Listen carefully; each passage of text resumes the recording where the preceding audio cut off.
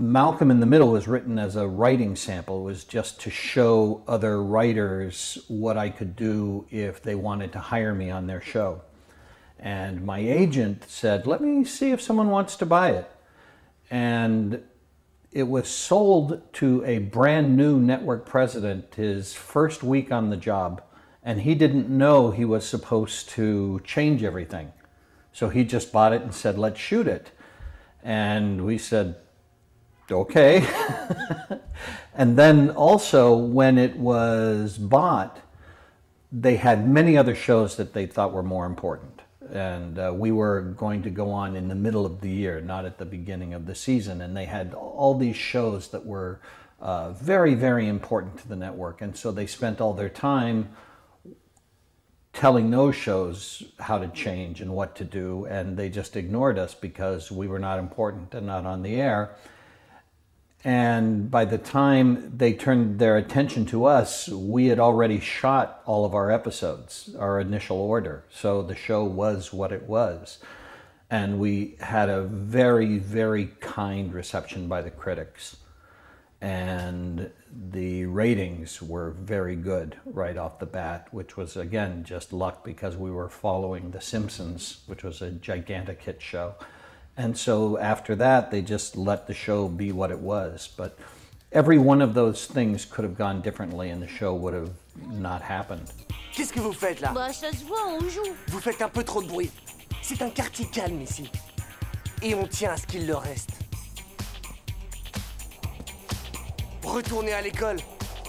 One of the fears we had with doing a single camera show was without the studio audience there to laugh, we felt that we had to bring a lot of energy to the show with editing and with music and with crazy camera angles.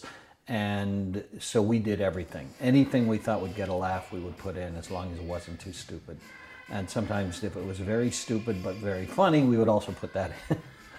And as the show went on and we got more confident with our writing and more confident, and the actors got more confident in themselves, I think we calmed down and let the humor evolve a little more naturally. N'aie pas peur, mon chéri, ce n'était qu'une explosion. Maintenant tout va bien, Dewey. C'est fini. Before Malcolm in the Middle came on the air in the United States, there were very few single camera comedies that were shot the way a film was shot. Almost every comedy show was done in front of a live audience with multiple cameras. And then after we showed that it could be successful, there were a lot more of those shows, and now it is the preferred format to shoot comedies. Une petite seconde, j'ai une autre surprise pour vous. Tout le monde est là? Voici Piama. C'est ma femme. The show was based on my childhood, a very self-serving and conceited version of my childhood. That was what the impetus was. A lot of stories from my childhood that I used to tell my writer friends, you know, just over lunch.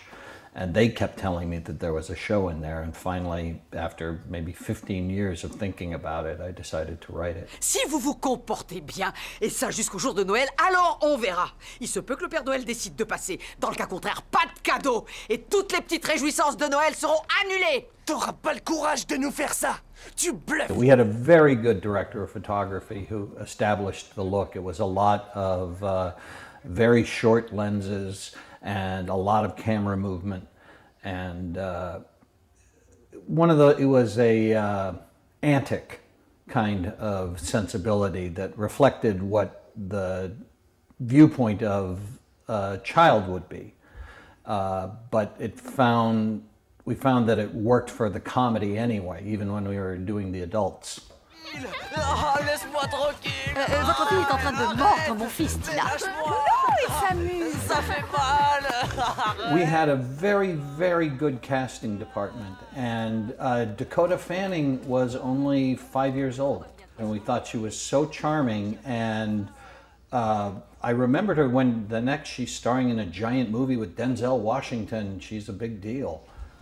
The oldest brother, Francis, he was originally just a troublemaker and just sort of a bad kid. And we found that we liked him better and we liked the stories better when he was trying to do something good and he was just doing it stupidly. So he was causing trouble for a good motive. And that made the stories much more interesting for us to do. And the actor really responded to that too. But that grew a lot. We found with Justin Burfield, who played Reese, that we could develop his character and make him grow a little bit, let him get a little smarter. And with Eric, we found that we could give him almost anything. You know, he had such a great passive face, almost like Buster Keaton, that you could project anything onto him. You could give him any kind of story, and it seemed to work. 50 raisons pour lesquelles Doué est le plus gentil garçon. Stop. Je sais pas, il y a un truc qui cloche. Une seconde. Parfait. Continue. Que personne ne bouge. The two that stayed the same because they were so good right out the bat were Frankie, who plays Malcolm, and Jane Kaczmarek, who plays the mother, Lois. They were so strong and powerful in their original conceptions that they stayed that way all through the show, and we wanted them to stay that way. It became sort of the center that everything else revolved around. Yes. Monsieur Urkeb vient d'appeler. Il a dit que tu avais eu un C à tes derniers contrôles et qu'en histoire, il attend toujours ton devoir. Je croyais t'avoir prévenu, Malcolm. Maman, ça n'a rien à voir avec Sarah. J'ai oublié, ça arrive. Je suis même en train de le faire.